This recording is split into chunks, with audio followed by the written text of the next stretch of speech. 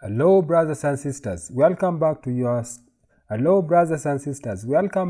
10th tutorial on HTML and CSS. In the previous tutorial, you learned about HTML lists. In this tutorial, you will learn about HTML attribute. So let's get started. Okay guys, this topic is going to be very short.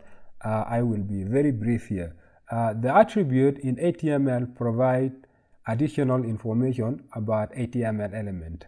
Okay, so attribute are always specified within the opening tag. As you can see here, this is an image tag, okay, which is a self-closing tag, and our attribute is within the opening tag here. Okay, source is the name of the attribute, and then in the double quote is the value of the attribute. So you can put more than one attribute. Okay, again here we have h1. Within h1 opening tag there is a title attribute here.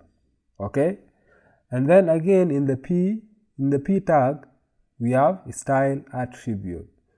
All right, let me give you an example of how this attribute take effect when we include them in our HTML element.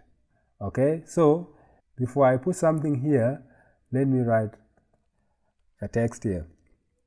Okay, let me say my name is Dagwa. Okay, so in this title attribute I will write something here that will show when I hover my cursor over the text. I will say I am Dagwa. Let me save it and you will see. Okay, so when I hover here, I am Dagwa will show as a tooltip, as you can see. All right, I am Dagwa. That is title attribute. What about style attribute? You see here is the name, and then the value of our attribute is this one. Okay, let me write something here. I am a green paragraph. Let me save it.